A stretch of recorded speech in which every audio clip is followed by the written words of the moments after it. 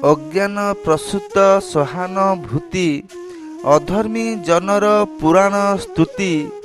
ଦୁରାଚାରୀ ଠାରୁ ମଧୁର ପ୍ରୀତି, ଅହଙ୍କାରୀ ଠାରୁ ମିଳେ କି ଶାନ୍ତି। ନକର ଭୀତି, ମନେ ରଖିଥିବ ଏ ବାଣୀ ନୀତି।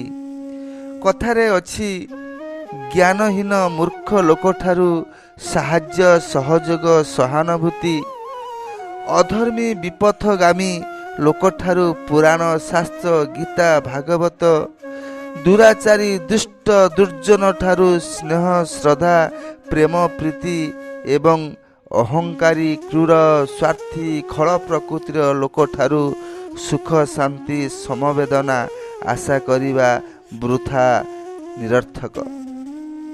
ନିଜ ନୀତିଦିନିଆ ଜୀବନରେ କୌଣସି ପ୍ରକାର ସାଲିସ ନ କରି ବିନା ଦ୍ୱିଧାରେ ଯଥାସମ୍ଭବ ଏମାନଙ୍କ ଠାରୁ ଦୂରେଇ ରହିବା ସହିତ ଏ ମହତ୍ କଥାଗୁଡ଼ିକୁ ନିଜ ମାନସ ପଟରେ ସଦାସର୍ବଦା ଉଜ୍ଜୀବିତ କରି ରଖିବା ମହତ୍ କାର୍ଯ୍ୟ।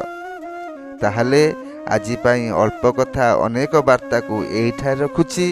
ଆଉ ଏକ ନୂତନ ମହତ୍ କଥାବସ୍ତୁର ସମ୍ଭାର ନେଇ ଆପଣମାନଙ୍କ ନିକଟକୁ ୟୁଟ୍ୟୁବ୍ ଚ୍ୟାନେଲ୍ ମାଧ୍ୟମରେ ଆସିବି। ରହୁଛି। ନମସ୍କାର। ଜୟ ଜଗନ୍ନାଥ।